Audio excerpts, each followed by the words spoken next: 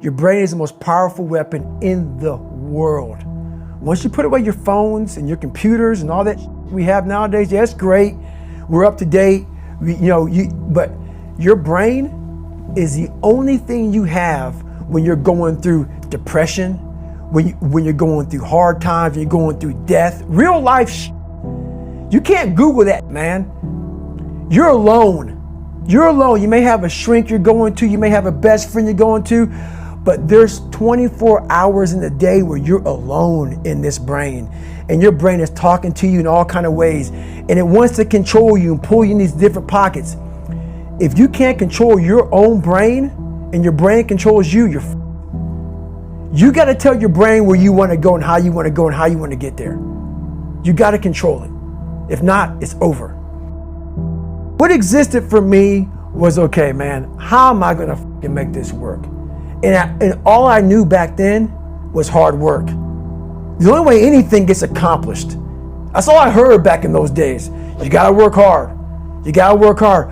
I'm not getting I can't get this paragraph. I can't remember what the is in this paragraph to pass this test to get in the military. Read it again.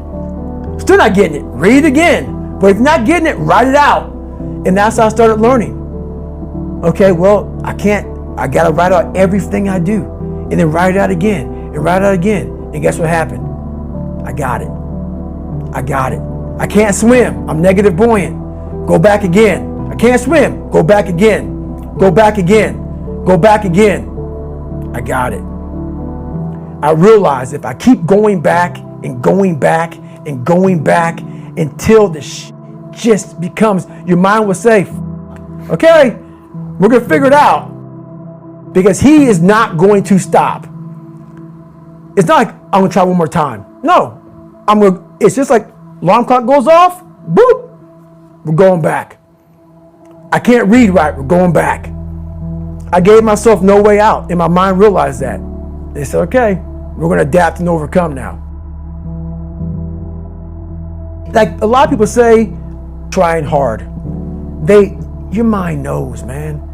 It knows this guy's bullshitting me, man. This guy's lying. There's no truth behind it. When I was in Navy SEAL training, people go, how were you there for 18 months? The program was only 6 months long. You were in 3 hell weeks in 1 year. No one's ever done that. How did you do that? I talk about the new norm. When I lived in a $7 a month place when I was growing up for a short period of time, I loved it. I didn't know any different. That was my norm. Once we moved out of that place, we moved to a $236 a month place. I was like, I never want to go back to that little piece of shit. But if you go back to that $7 a month place and you realize this is where I live, this is all I got, your mind says, roger that, this is home. So when I was going through Navy SEAL training for 18 months and going back through all the hard parts over and over again, I told myself after the first time, I knew it was gonna be a long journey there. My body was breaking down. It was just how it was going on. I said, you know what? This is my new norm. So my mind said, it's like going to work. Like you go to work, you put your suit and tie on. I go into suffering every day. Every day suffering, being broken, duct taping my feet up, stress fractures, shin splits, being broken. This is my new norm. And your mind says, if we're not broken, this ain't normal. We gotta be broken. So then your mind starts to get tougher and tougher and more callous. People go, how did you run on broken feet? Broken shins. My mind knew this is how we operate. We're in Navy SEAL training. This is what we are. I became hell. And that became my new norm. I gave myself no way out. There was nothing outside these walls of hell. Nothing. I loved God, but for a short period of time, I became the devil, because that was hell. I became the boss, the owner, the CEO of Navy SEAL training. That was my mindset. And that's how you get through things. You immerse yourself in wherever it is, and you become that. You become that and give yourself no way out. When I was 297 pounds and I was fat as hell trying to be a Navy SEAL, the scariest thing in the world to me, even to this day, was that could have been the rest of my life. I thought then I was trying hard. That's the scariest thing in the world. I thought then 297 pound, working for Ecolab, spraying for cockroaches, making $1,000 a month. I thought that was me at my 100% potential. Come to find out, a few years later, I wasn't anywhere near that. 106 pounds less, graduated Navy SEAL training, went on to do all these other things. Looking back on that, that was me trying hard. That's why people got to understand what is in us. We have no idea until we start trying hard. And I mean really trying hard, where you're obsessed with, hey, this is my new norm. My new norm is that, wow, this isn't always fun. It's not always meant to be fun. And that's when you know you're trying hard. People hear my story and think this guy is sadistic. I realized how the brain works. I figured out how the brain works. I'm a scared kid, and that's what gives me so much power. I had no foundation, and I built this off of just researching the mind. The feeling you get is basically invincibility. You realize that you can't do it all the time.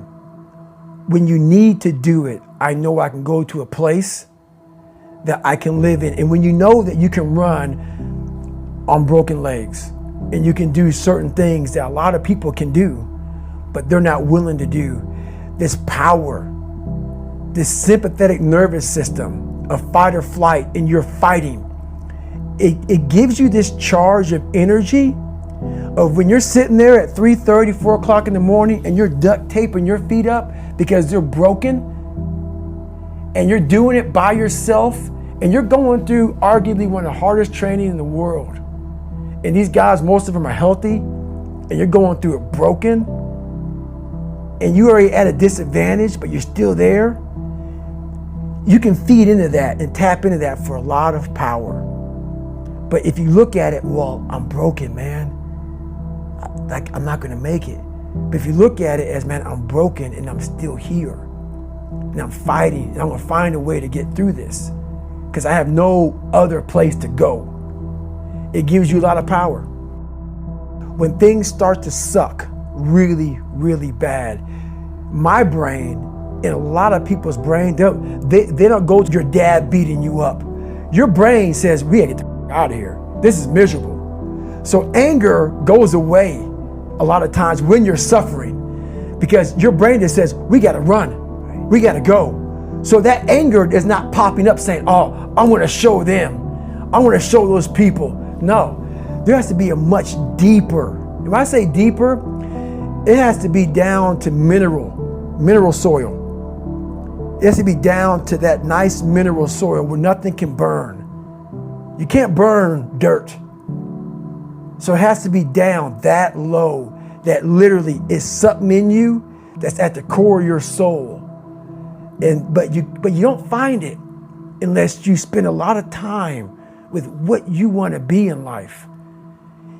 I can't give that to you. Right. You can't give it to somebody. When you find your true passion in life, and my passion for me wasn't like, oh, I want to be, I don't give a Navy SEALs, Army, I don't give a shit.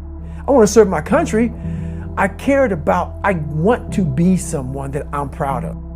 I want to look at myself in the mirror because I was so disappointed. That accountability mirror I talk about, I was so disappointed in what I saw every day.